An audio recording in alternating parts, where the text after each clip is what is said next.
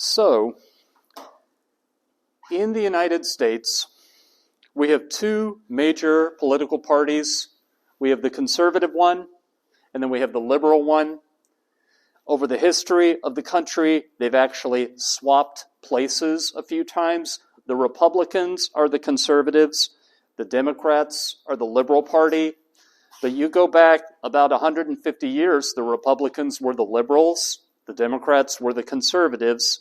So it's all very temporary. In 2023, and it's been this way for about 60 or 70 years, the conservatives, and this may be true in other countries too, the conservatives have more of a feel for right and wrong is important, and there ought to be one view of right and wrong, high uncertainty avoidance, and fairly tight. And they govern, they run for office, and they win elections based on that. We believe in right and wrong. We believe if you get married, you should not cheat on the person you marry. We believe you shouldn't steal, that violent crime should bring punishment. That's what the Conservative Party runs on and tries to win elections on. The left-wing party, the Democrats, they run for office based on there are lots of groups in our country that are suffering. They run a lot more on we have widespread poverty. We have racial groups who are mistreated. And that is their appeal. That's what they run and win elections on. And I keep mentioning Timothy Keller, and I'm about to do it again, because he says Christians believe both of those things. Christians believe there is such a thing as right and wrong, and you should not cheat on the person you marry.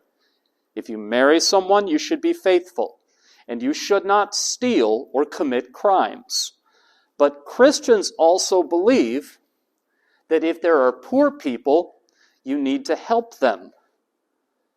And if there are racial groups who are being mistreated, then they need to be helped.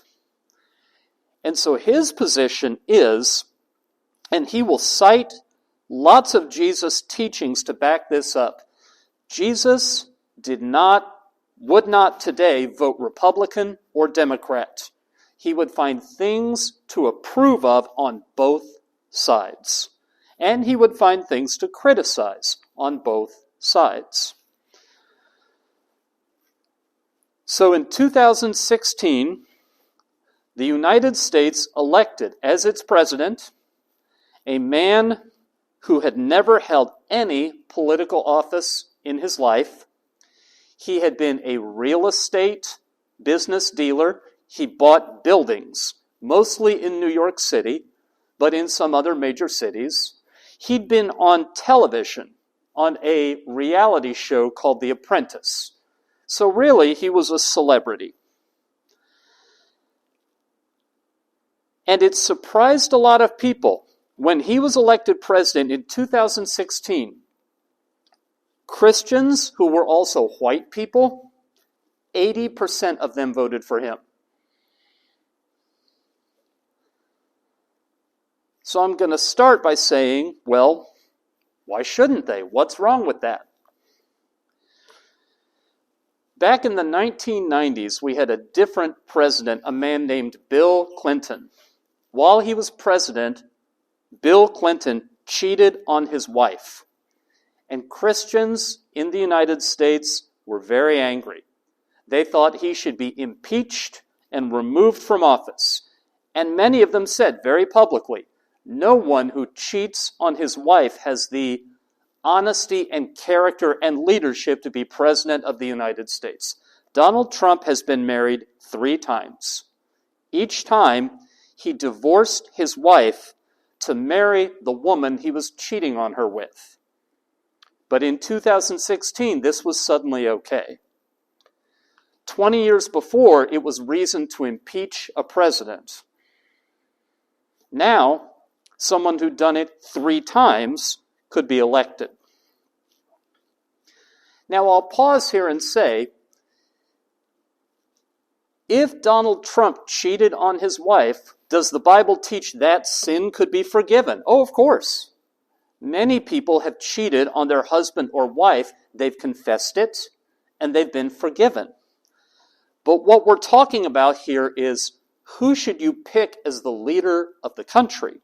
And a lot of the same Christian leaders who said, if you cheat on your wife, you forever are unqualified to lead the country. They changed their mind about that. The second reason it's surprising that so many Christians voted for Donald Trump, the way he does politics is to insult whoever disagrees with him, to say very, very hurtful, very demeaning things about anyone who is his opponent. He doesn't say, you're a nice person, you're a good person, but your ideas are bad. He says, you're a stupid person, you're a weak person, you're a failure. And the Bible says that Christians are to love their neighbors as themselves. And you just can't listen to Donald Trump talk about people who disagree and believe that he loves them as he loves himself. And the third reason it was surprising that so many Christians, not 51%, not 60%, but 80% voted for him. For many years, he was known to be very dishonest and very corrupt in his business. He would sign contracts with people who were going to do work on his buildings, and then over and over again, just didn't pay them.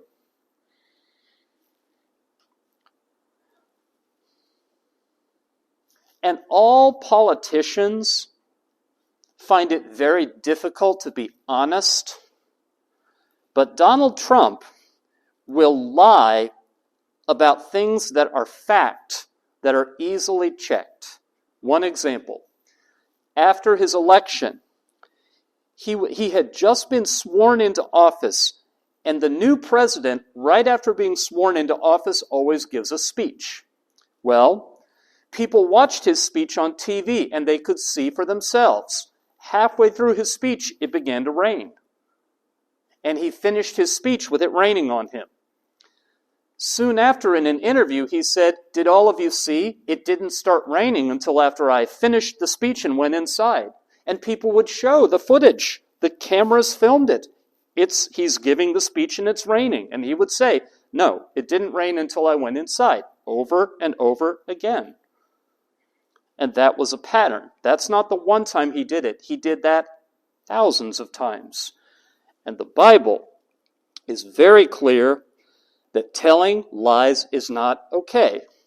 There's one place where Jesus actually says that Satan is the father of all liars. So those are the reasons. Now, because I want to be an ethical teacher, do I think Donald Trump is a bad person? Well, if I'm a Christian, I don't think anyone is worse than me. I think I did not live up to God's standard, and it was only because Jesus offered me the free gift that I could be forgiven, and Donald Trump is no different from me. I do think that. Could some people rationally vote for Donald Trump? Sure, yes. Lots of people could look at Donald Trump and say, that's the best candidate, I want to vote for him. My only point here is Christians ought to have a problem with voting for him based on some very specific things that he does. So, continuing with what I talked about this morning, if I'm going to spend Monday, Tuesday, Wednesday, and Thursday talking about Christianity and saying lots of positive things, there are a couple of topics that need to be addressed. This morning it was abuse, and right now it is, why did so many Christians turn their back on what the Bible teaches and vote for Donald Trump in 2016, and they voted for him again when he ran for re-election in 2020? As of right now, He is the only person who has declared that he's running for president in 2024. And in the public opinion polls, a lot of Christians are saying they will vote for him again. So what's going on? There's the small answer, which teaches you something about the United States. And there's the bigger answer, which has in it a lesson about politics that generalizes beyond the United States. The small answer is abortion. And I'm going to give you a very quick, short history lesson of that issue in the United States. Up until 1973, out of the 50 United States, some allowed abortion, some outlawed it completely, and some put restrictions on it. In 1973, 50 years ago, the United States Supreme Court issued a ruling that a woman had a privacy right to make her own decision whether to have an abortion. And it meant, in the first 3 months of a pregnancy, no state could limit abortion rights with a law. In the final 3 months, states could do so if the law they passed was about protecting health and safety. And in the middle 3 months, this decision said the rights of the woman and the right of the state to regulate health and safety had to be balanced. That decision, the name of it was Roe versus Wade. Christians hated it. Roman Catholics opposed it from the beginning. Initially, a lot of evangelical Christians didn't mind it. The Southern Baptists, and I am a Southern Baptist, in 1973, the year of the decision, passed a resolution saying they thought that an abortion was something a woman should decide with her doctor. And in 1975, they passed that resolution again, 2 years after the Supreme Court decision was issued. But in the late 1970s, this is a long story, but there were a group of politicians who decided as their strategy that they wanted to persuade active, involved members of churches, Christian churches, to become very involved in politics and to give their reason why we are involved in politics because our Christian faith means we have to stand against things that are wrong. Up until then, it was generally considered that your faith was something you lived out privately. But in the late 1970s, a lot more church-going Christians started to say, I'm going to vote what my faith tells me, and I'm going to talk to other people publicly about the Bible has these teachings, and you need to vote based on those.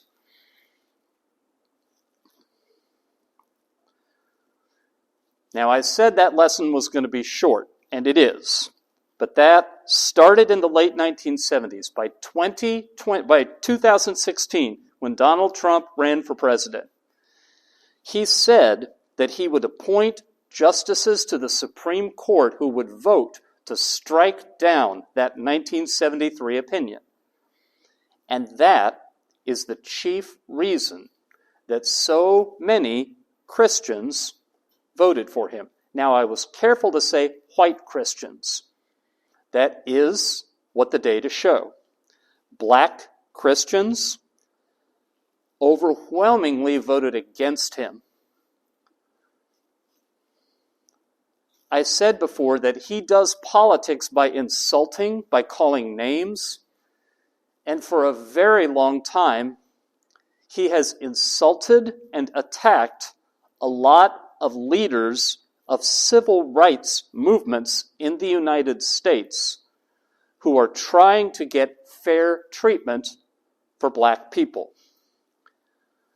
So a lot of black voters, even church-going Christians, did not trust him and thought he did not care about what was important to them. White Christians didn't have that problem. So when it looked to them as though getting him elected might mean abortion would be restricted, legally restricted in the United States, they said, I'll vote for him. And I am going to take about 2 or 3 minutes. It often surprises my students when I do this. I'm going to tell you my position as a practicing Christian on abortion very quickly. The Bible does say that you shouldn't take an innocent life. The Bible also never, from the front cover to the back cover, says go out and vote and make laws. You want to know how we should stop abortion? According just to me, just to your teacher. This is how you stop abortion. What you do is you make abortion never again necessary. You provide enough care for people who think they have no other choice, that they don't want to make the choice because they're supported. You also go and do what Jesus said to do. You preach the gospel, you worship, you build up your churches to where they are supportive communities, and the kinds of situations that get people to thinking they have to have an abortion, you prevent them before they happen. All through this book, there are problems with sin, and with every other sin American Christians seem to understand, you get at the root cause. You pray about it. You bring your children up right. You go to church and you support your sisters and brothers, and you build a strong community. That's how you deal with sin. You don't try to pass a law putting people in jail for sin. I've asked a lot of my fellow Christians over the years, do you think parents ought to send their children to a Christian Sunday school? And they say yes. And I say, would you support a law that a parent who did not send their child to a Christian Sunday school should go to jail? And they're startled and they say, no, I wouldn't support that law. And I say, well, a parent who doesn't teach Christianity to their child could be sending their child to hell. Wouldn't that be worse than an abortion? And they get really quiet. You want abortion to be against the law, but you don't want it to be against the law not to teach your children about Jesus. Isn't this one worse? But we understand with this one, we worship, we practice our faith, we preach the gospel, and we trust that God is at work in the world. But with this one over here, abortion, somehow we think God can't get it done and needs us to go and win elections by voting for people like Donald Trump. That's my position. The small answer was abortion. That's not the big answer. Let's talk about the big answer. Okay. How many of you have heard, of the three of you, have heard of the musical Phantom of the Opera? Never heard of it. That's fine. It came out a long time ago. How about it was made into a horrible movie a couple of years ago, Cats? Do you remember the horrible movie, Cats? Well, there was a composer behind both of those, and he also, in the 1970s, composed a Broadway musical called Evita. And Evita is a true story. It's the story of the Perón family and how they ruled Argentina. Juan Perón and Eva Perón. They were both part of a political phenomenon or situation that happens from time to time called populism. Now, let me tell you how you know a politician is a populist. Someone who's running for office and they are a populist, they're very in favor of the common people and they're very against the elite. So anyone who has had a career in politics or is a scientist or went to college, anyone who sees themselves as or who could be described as above the common people cannot be trusted. That's what a populist will say. You can't trust scientists. You can't trust college-educated people. You can't trust the government. The common people are good. The elite people are bad.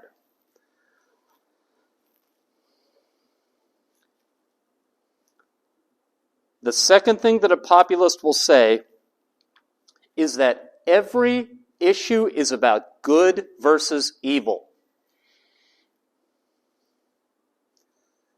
If there are lots of car crashes and driving is not safe, typically government will say, well, let's do something we talked before about the safety of the design of cars or the design of roads. Let's teach people to be better drivers. But a populist might say, those bad drivers, those reckless drivers, they're your enemy. They are murderers. We need to lock them up and punish them because you're good people and they're bad people. Populists divide the world into good and evil. It is very common, it happens almost every time, that populists, they will talk to the voters and say, you, with your national identity, are good, and outsiders who are coming to this country are bad. So you who are Americans, you are good. But people coming from outside the country, they're bad. Anyone trying to immigrate, especially illegally, is bad.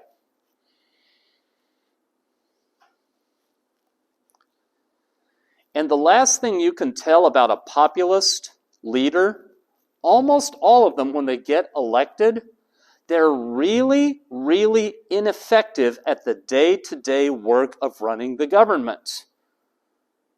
They're good at getting in front of a camera and making a speech and getting everyone angry and motivated to vote for them. But when they have to do the hard work of governing, they're very, very ineffective. Now, I have just now been describing Donald Trump. He was against the elites and in favor of the common people. Every issue was about good and evil. He Make America Great Again, the red baseball caps, that was about Americans are good and immigration is bad. And when he got elected, he was our president during the coronavirus pandemic, and the United States did more stupid things than I could fit into a 3-hour lecture. But he's not the only one. In Venezuela, there is Hugo Chavez. Same things are true. In Brazil, Jair Bolsonaro. In England, Boris Johnson. In Hungary, Viktor Orban. In India, Narendra Modi. And in the Philippines, Rodrigo Duterte. And I could go on.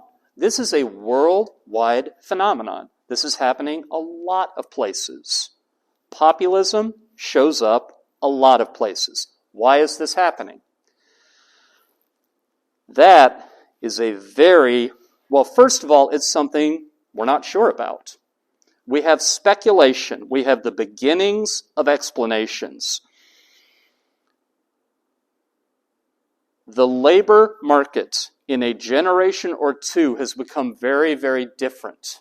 What you have to do while you were a child and a teenager to have secure work through your life has changed very radically in lots of parts of the world. In the United States, it's changed. In other countries, it's changed.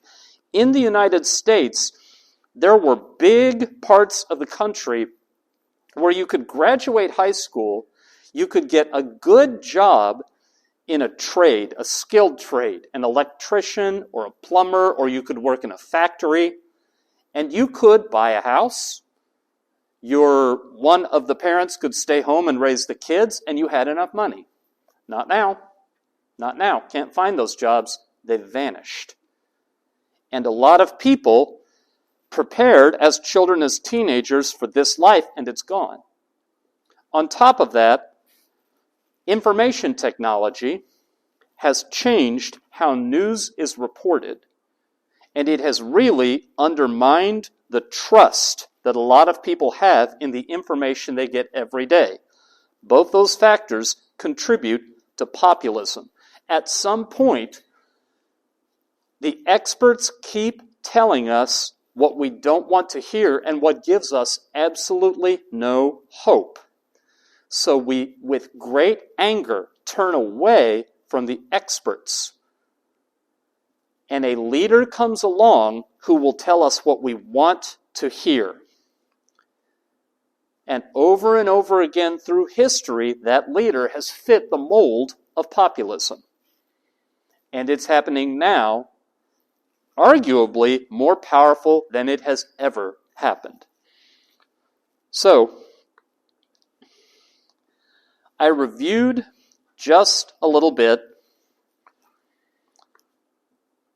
researchers in a few fields explaining what they said were the causes for white evangelicals to support Donald Trump. I'm going to give you a few of the highlights from that. Philip Gorski, a Yale sociologist, in a 2017 study, he said that evangelical Christians either, what in the world was that? Evangelical Christians either saw Trump as the lesser of two evils. They thought Trump's opponent, and I forgot to mention this until now, but you remember Bill Clinton, the president who cheated on his wife? Donald Trump's opponent in 2016 was Bill Clinton's wife, Hillary Clinton. She had taken positions on abortion, on religious freedom, on same-sex marriage, that many active Christians thought were very, very anti what the Bible taught. And so a lot of people who voted for Donald Trump said, I wasn't voting for Trump, I was voting against Hillary Clinton. That pattern is pretty common on both sides of politics in the United States in the past couple of decades. More and more voters don't vote for the party that keeps getting their vote. They vote against the party they think will destroy everything that they value. Democrats do it too, or people who vote for Democrats.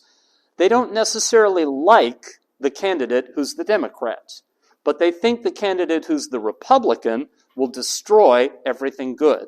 So there's much more voting against than there is voting for. The other group that Gorski, the Yale sociologist, identified, there are some Christians, people who identify as Christians, who really are Christian nationalists. Christian nationalists. And for them, to live in the United States and be a white person, it's an ethnic group, and part of that ethnic group is to go to a Christian church. So for a lot of white Christian nationalists, the fact that there are black Christians who did not vote for Trump at all, the white Christian nationalists would say, well, of course they didn't. They are part of the enemy. They are some of the other group that are destroying our country.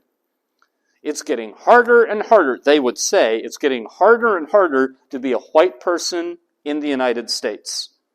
And we are persecuted for being white, and we are persecuted for being Christian.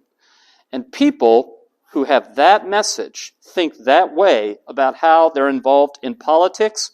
They were the ones most likely to say Trump was the best option. I voted for Trump, not against his opponent.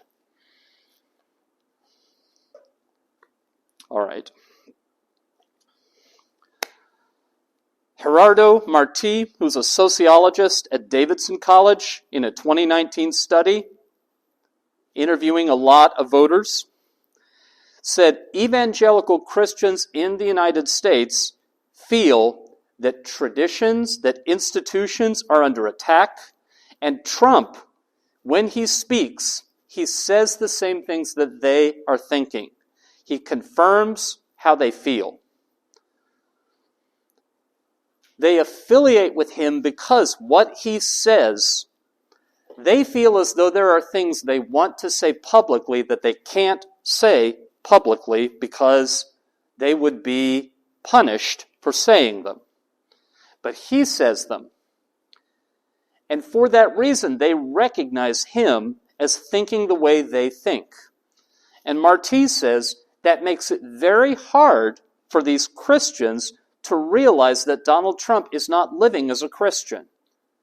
He says they almost make him an honorary Christian.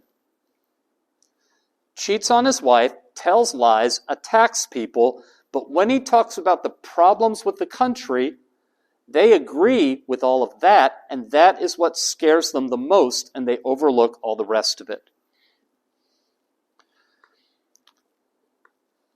Sarah Hughes, who's a communication professor, 2020 study, said that what Donald Trump did very, very effectively, it's similar to the Christian nationalist explanation, but he said Christian became part of being American, and then Donald Trump talked a lot about China and about Islam and how those were both enemies of America. And one simple thing that happens when you identify an enemy, you will unite the people you're speaking to if they believe that they are threatened by an enemy.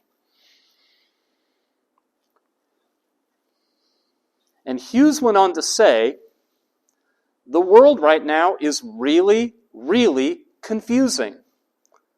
For a lot of problems, just understanding the nature of the problem is difficult enough. And knowing what to do about it is confusing beyond what anyone can do anything about. And what Donald Trump did is he said, don't worry about how confusing you think the world is. China wants to hurt you and I won't let them. Muslims want to enter this country and blow up buildings and I won't let them. And that was a simple message. And when you're confused, a simple message is comforting.